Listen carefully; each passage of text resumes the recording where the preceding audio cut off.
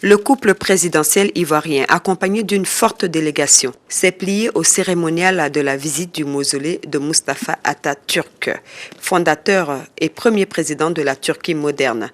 Ce grand réformateur est né le 19 mai 1881, de son vrai nom, Mustafa Riza. L'histoire de ce héros national commence après la Première Guerre mondiale et l'occupation alliée de l'Empire ottoman. Ce militaire de carrière refuse alors de voir l'Empire ottoman être démembré par le traité de Sèvres. Accompagné de partisans, il se révolte contre le gouvernement impérial et crée un deuxième pouvoir politique à Ankara. C'est de cette ville qu'il mène à la tête de la résistance turque la guerre contre les occupants. C'est sous son commandement que les forces turques ont vaincu successivement les armées arméniennes, françaises et italiennes, puis les armées grecques. La Grande Assemblée nationale de Turquie lui donne alors le titre de Gazi, le victorieux. Mustafa Kemal Atatürk affirme également une volonté farouche de rupture avec le passé impérial ottoman et applique des réformes radicales. Inspiré par la Révolution française, il met un terme au sultanat. Le 1er novembre 1922, il instaure la laïcité, séparation entre le pouvoir politique, sultanat et spirituel, le califat, et l'inscrit dans la Constitution. Il donne le droit de vote aux femmes et remplace l'alphabet arabe par l'alphabet latin.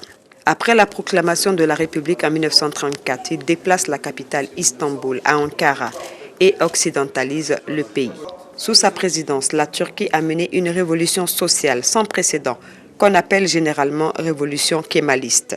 Le 24 novembre 1934, l'Assemblée nationale lui donne le nom d'Atatürk, ce qui veut dire le Turc père.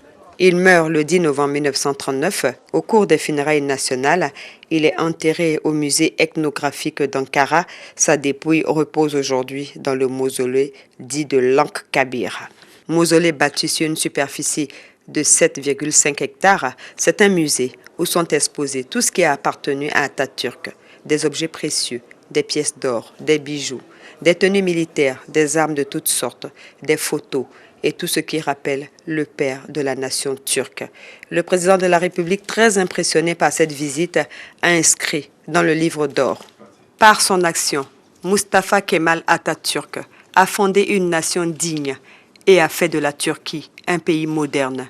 Aujourd'hui, la Turquie est incontournable dans le concert des nations grâce à l'action du président Recep Tayyip Erdogan.